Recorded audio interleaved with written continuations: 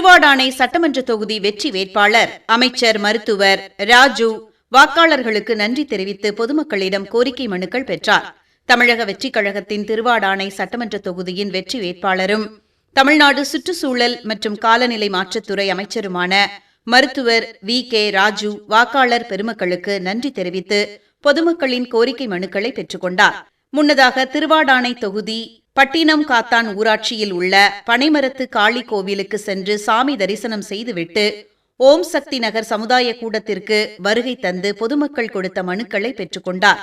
இதனையடுத்து பட்டினம் காத்தான் கண்ணன் கோவில் அருகில் உள்ள யாதவர் சங்க வணிக வளாகம் கட்டிடம் முன்புறத்தில் பட்டினம் காத்தான் பகுதி மக்களின் சார்பில் அமைச்சருக்கு வரவேற்பு நிகழ்ச்சி நடைபெற்றது. இதில் நூற்றுக்கணக்கான பொதுமக்கள் கலந்து கொண்டு தங்களது கோரிக்கை மனுக்களை அமைச்சரிடம் வழங்கினர். இந்நிகழ்ச்சியில் பொறியாளர் பிரதீப், மாவட்ட நிர்வாகிகளான பட்டினம் காத்தான் கணேஷ், தங்கம், மாவட்ட இணைச் செயலாளர் நைனா முகமது, மாவட்ட பொருளாளர் உள்ளிட்ட கிளைக்கழக நிர்வாகிகள், மகளிர் அணியினர், மாவட்ட சுற்றுச்சூழல் அணி நிர்வாகிகள் உள்ளிட்ட பொதுமக்கள் திரளாக கலந்து கொண்டனர். இந்நிகழ்ச்சிக்கான ஏற்பாட்டினை ராமநாதபுரம் மாவட்ட சுற்றுச்சூழல் அணி அமைப்பாளர் டாக்டர் ஆர். விமலா ராஜேந்திரன் செய்திருந்தார்.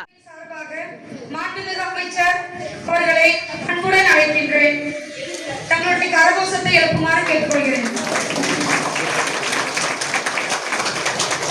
மக்களின் பேராதரவுடன் வெற்றி பெற்றதற்கு நன்றி தெரிவிப்பதற்காகவும் நமது ஊராட்சி மக்களின் குறைகள் மற்றும் கோரிக்கைகளை நேரடியாக கேட்டறிந்து அவற்றிற்கான தீர்வுகளை பெற்றுத் தருவதற்காகவும் இந்த மக்கள் சந்திப்பு ஏற்பாடு செய்யப்பட்டுள்ளது.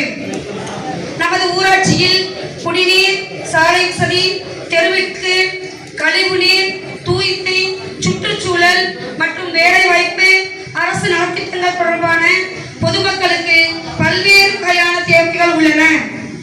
இன்றைய நிகழ்ச்சியில் பொதுமக்கள் வழங்கும் கோரிக்கை மனுக்களை மாண்புமிகு அமைச்சர் அவர்கள் பரிசீலித்து உரிய நடவடிக்கை எடுக்க உதவுவார்கள். மக்களின் குரலை அரசின் கவனத்திற்கு கொண்டு செல்வதே இந்த நிகழ்ச்சியின் முக்கிய நோக்கம். இந்த வாய்ப்பை வழங்கிய மாண்புமிகு அமைச்சர் அவர்களுக்கு அனைவருக்கும் காலை வணக்கம். நன்றி தெரிவிக்கும் விழாவும் மற்றும் குறை தீர்க்கும் விழாவும் சேர்ந்துதான் அமைக்கிறதுக்காக இருக்கும். இது உங்களுக்கு தெரியும், நமது மாண்புமிகு முதலமைச்சர் அவர்கள் தலைமையில தமிழக வெற்றி கழகம் சார்பாக நான் போட்டிட்டு உங்களோட வீடா உங்கள்கிட்ட நான் ஓட்டு கேட்டேன். உங்க வீட்டு பையனா நீங்க பல பேர் பணத்தை கொடுத்தா ஓட்டுக்காக இந்த பையன் வீடு தேடி கேட்டான், இவனுக்காக நல்லது செய்ய முடியும், எங்க ஊர் பையன்றக்காக இந்த இடத்துக்கு எனக்கு கொண்டு வந்ததுக்கு இந்த வாயிலா ஓம் சிந்தார் பாதிதார் மக்களுக்கு என்னோட நன்றியை தெரிவிச்சுக்கிறேன். நான் இங்கே உங்களுக்கு தெரியும், நான் வீடு இங்கே தான். முன்னாடி சைக்கிள் எடுத்துட்டு இந்த சின்னத்திரு வழியாக தான் நான் ஸ்டேடியத்துக்கு வருவேன் சின்ன வயசுல ஸ்கூல் படிக்கும் போதெல்லாம். அதனால திருவாரூர் தொகுதியில மெத்த பகுதியில் வேணா எனக்கு புதுசா இருக்கலாம். ஆனா இந்த பகுதி நான் வளர்ந்த பகுதி, நான் கண்ணால பார்த்த பகுதி. அதனால இங்க என்ன குறைகள் இருக்கு, இந்த பகுதி மக்கள் எனக்கு ரொம்ப பரிச்சயமானவங்க எல்லாரையும் போலவே. அதனால இது உங்களுக்கு தெரியும், நிறைய முன்னெடுப்புகள் எடுத்திருக்கோம். முக்கியமா இப்போ நம்ம அம்மா பூங்காவை மேம்படுத்த போறோம். முக்கியமா ஸ்கேட்டிங் போட்டு வச்சு, லேடிஸ்க்கு ஜிம் தனியா வச்சு, அதெல்லாம் நடைபாதை பேவர்லாம் நிறைய சேதம் அடைஞ்சிருக்கு, அதெல்லாம் சரி செஞ்சு அம்மா பூங்காவை, ஏன்னா நிறைய சைனாக்கள் நிறைய பேர் நம்ம ஊர்ல தெரியும் பொழுதுபோக்கா உள்ள இடங்கள் கம்மி தான். அதான் ஒண்ணு அம்மா பூங்கா. ஸோ அதை மேம்படுத்துறதுக்கு 10 கோடி ரூபாய் நிதியில நம்ம மாவட்ட ஆட்சியர் அனுப்பியிருக்காங்க, நம்ம அனுப்பியிருக்கோம். அது செய்து தரேன்னு சொல்லிருக்காங்க. கூடிய விரைவில் அது அமௌண்ட்டை அதுக்குள்ள அமௌண்ட் ஒதுக்கப்பட்டு கண்டிப்பாக ரொம்ப எல்லாரும் ரொம்ப பாராட்டக்கூடிய லெவலில் அந்த அம்மா பூங்கா அமைப்பது. முக்கியமாக ஸ்கேட்டிங் போட்டு பசங்களாம் நிறைய இடத்துல அங்கே ஸ்கேட்டிங் அங்கே பண்ணுறாங்க. ஸோ நடைபாதை, ஸ்கேட்டிங்கு, மகளிருக்கு தனியாக ஜிம்மு, எல்லாரும் வயதானவர்கள்லாம் அழகாக நடந்துட்டு உட்காந்து பேசிக்கிற மாதிரி, பொழுதுபோக்குற மாதிரி, புத்தகங்கள் படிக்கிற மாதிரி நிறைய விஷயங்கள் இங்கே முன்னெடுப்பாக கொண்டு வரணும். அதே மாதிரி இங்கே மெயினாக மழை பெஞ்சா நிறைய தண்ணி தேங்குது. நல்ல மெயின் அது ப்ராப்ளம். ஆக்சுவலாக ராமநாதபுரம் நகர்லையும் சரி, இங்கேயும் சரி, பெரிய ஃபெயிலியரே பாதாள சாக்கடை தான். உங்களுக்கு தண்ணி பெரிய ஃபெயிலியர் ஆயிடுச்சு. முன்னாடி ஆட்சியாளர்கள் போட்ட திட்டம் வந்து பெரிய ஃபெயிலியர். அதை சரி பண்ணுறது எப்படின்றது நம்ம வந்து அதிகாரோட சேர்ந்து ஆய்வு பண்ணிட்டு இருக்கோம். கண்டிப்பாக உங்களுக்கு சிசிடிவி முக்கியமாக போட கோயிலில் கொடுத்தாங்க, முக்கியமாக சிசிடிவி சொல்லியிருக்காங்க. ஏன்னா பாதுகாப்பாக வேணுன்றது அதை உடனே சரி செய்து அதை உடனே வந்து நான் அடுத்த வாரம் கொடுத்தா சொல்லுறேன். எல்லா பகுதியிலும் சிசிடிவி கண்டிப்பாக அவங்க எல்லா தெருக்கள்லையும் போட்டு சொல்லிடுவோம். இந்த ரோடுகளுக்கு கொஞ்சம் எனக்கு அவகாசம் வேணும். கண்டிப்பாக எங்கெங்கெல்லாம் பள்ளங்கள் பார்த்து நம்ம வந்து இனிமே வந்து தண்ணி நிற்காதபடி நம்ம சரி செஞ்சு கொடுத்துருவோம். குடிநீருக்கு கண்டிப்பாக ஆர்வப்பட்டு கொடுத்துருவோம். சரிங்களா? இந்த கலைநீர் போகிறதுக்கு மட்டும் எனக்கு கொஞ்சம் அவகாசம் வரும். ஏன்னா அது பெரிய ப்ராஜெக்ட், அது சரியாக பண்ணணும், முறையாக பண்ணணும். ஏன்னா வந்து நான் சுற்றுச்சூழல் அமைச்சர் இருக்கேன், உங்களுக்கு தெரியும். இந்த கலைநீரை கொண்டு போய் சரியான இடத்துல வந்து எஸ்டிபி போட்டு நம்ம வந்து கொண்டு போகணும். ஏன்னா இங்கே உள்ள தண்ணியை நம்ம எங்கேயோ திறந்து விட்டு ஒரு இடத்துல போய் பாதிக்கும். குளங்கள் ஏரிகள் வந்து சரியான முறையில். அதனால அதுக்கு நல்ல திட்டங்களை வகுக்கணும். நாளைக்கு தப்பே வந்துடக்கூடாது. யூஸ் பண்ணுற எல்லா வீட்லையும் யூஸ் பண்ணுற கழிவு தண்ணீரை அவன் முறையாக ஒரு இடத்துல கொண்டு போய் எடுத்து அதை சுத்திகரிக்கப்பட்டு நம்ம வெளியே விடுற மாதிரி பார்க்கணும். அதுக்கு எஸ்டிபிஸ்லாம் ப்ரொபோசல் இருக்கும். ஸோ அந்த மாதிரி நம்ம வந்து நீட்டாக பண்ணிடுவோம். அதுக்கு கொஞ்சம் கால அவசரம். மீதி விஷயங்களை எல்லாமே உங்களுக்கு வந்து நான் படிப்படியாக செஞ்சு கொடுத்துட்றேன். நீங்கள் உங்கள் வீட்டுக்குள்ளே என்றைக்குமே நீங்கள் வந்து சனி ஞாயிறு போது நான் எப்பவுமே தொகுதிக்கு வருவேன். நீங்கள் என்னைக்கு வேணால் வந்து என்னை பார்க்கலாம். உங்கள் குறைகள் கண்டிப்பாக தீர்க்கப்படும். நான் மக்கள்கிட்ட கிடைக்கிறது வந்து நான் ஒரு இடத்துல வந்து எம்எல்ஏ ஆனோடனே ஒரு இடத்துல வந்து இந்த சந்துக்குள்ள சொன்னாங்க குப்பை கிடக்குன்னு சொல்லி. சாக்கடை உடனே நீர் அகற்றி அதை மண் அடிச்சு நம்ம போட்டோம். திரும்பவும் அந்த இடத்துல குப்பை போட்டிருக்காங்க. நம்ம வந்து சுற்றுலா பயணிகள் வந்து வெளியூர்ல இருந்தால் வந்து போட போறதில்லை. நம்ம இருக்கிற திருமக்கள் நம்ம தான் அதை போடுறோம்.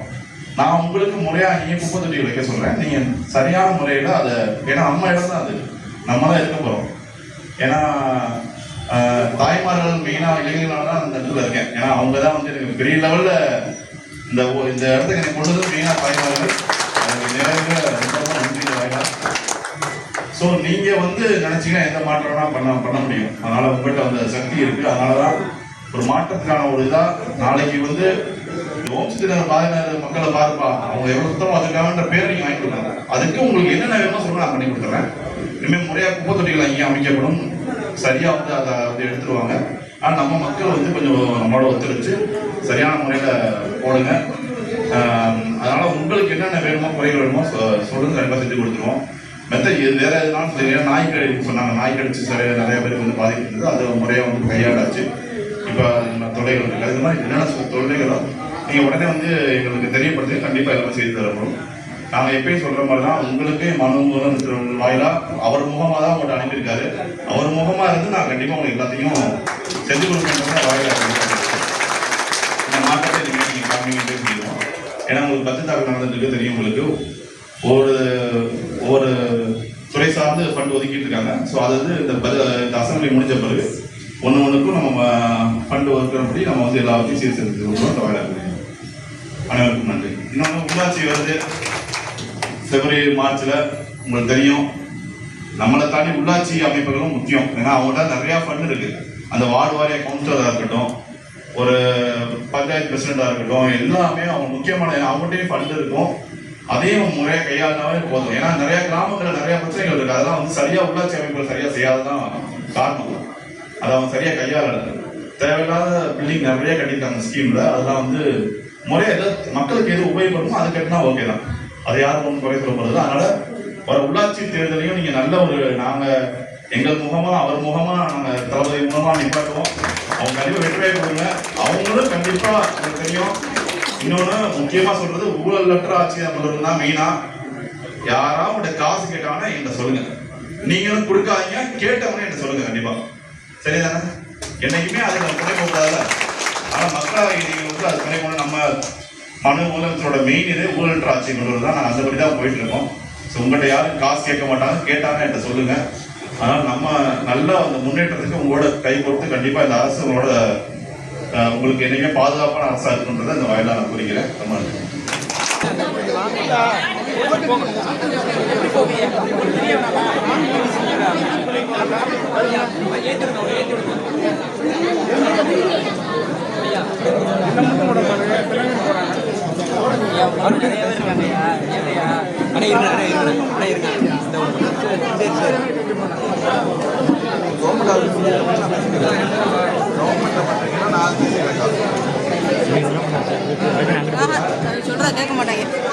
பகுதியில் இந்த இடத்த பார்க்கும்போது எனக்கு சிறு ஞாபகம் வருது.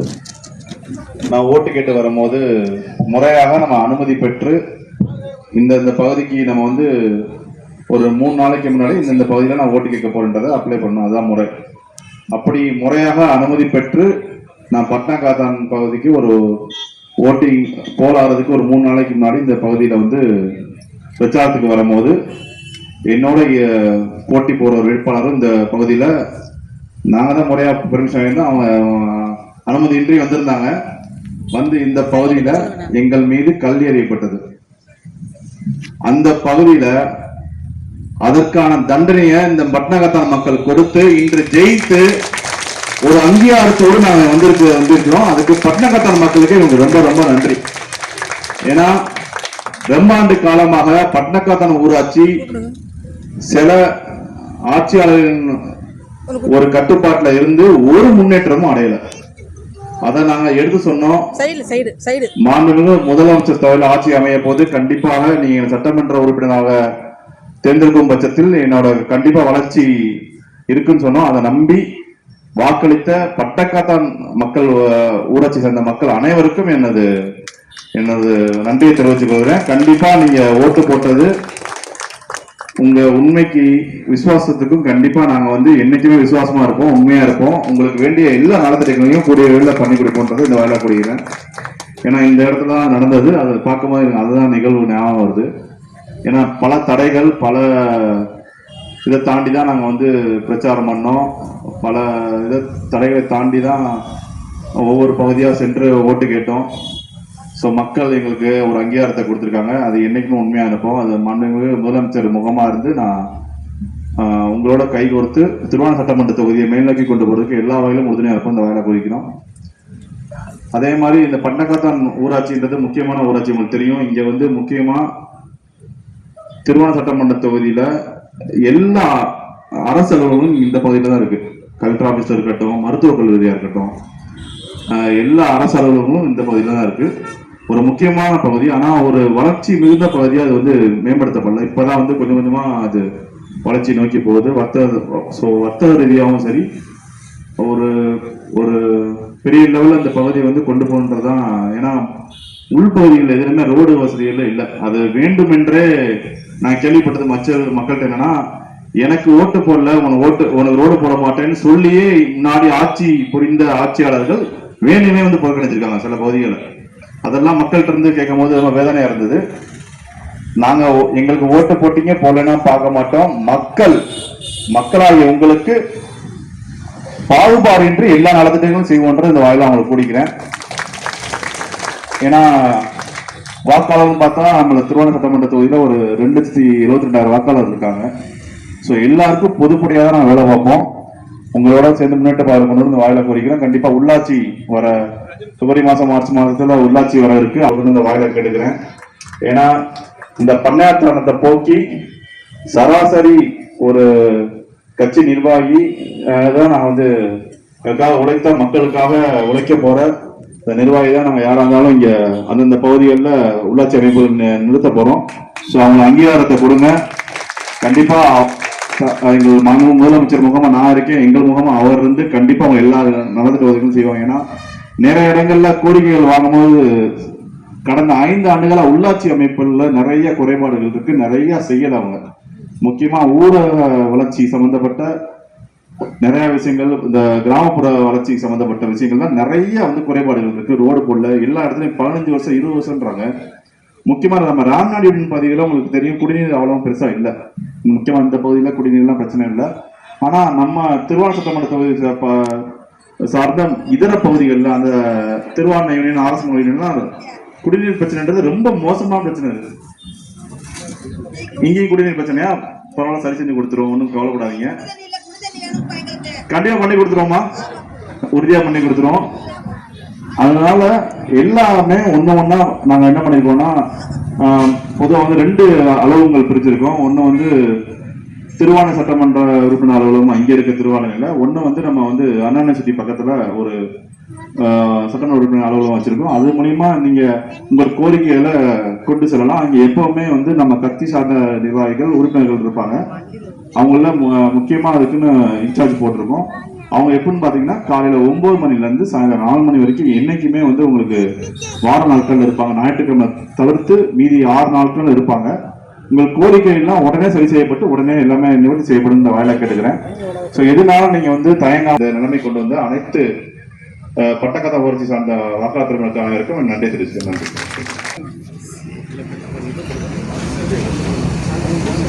ஒரு பொருளை கொடுத்தீங்கன்னா நல்லா இருக்கும். பார்த்தீங்கன்னா ஒரு சாலை 300-400 ரூபா 1000 ரூபா வரைக்கும் வாங்குறீங்க. அது குமிஞ்சுக்கிட்டே போகுது. எதனாலும் பண்ண முடியுமாம? அது எந்த வகையிலையும் பயன்பெறப்படுறது இல்லை. நான் மறுபடியும் சொல்லிட்டேன்.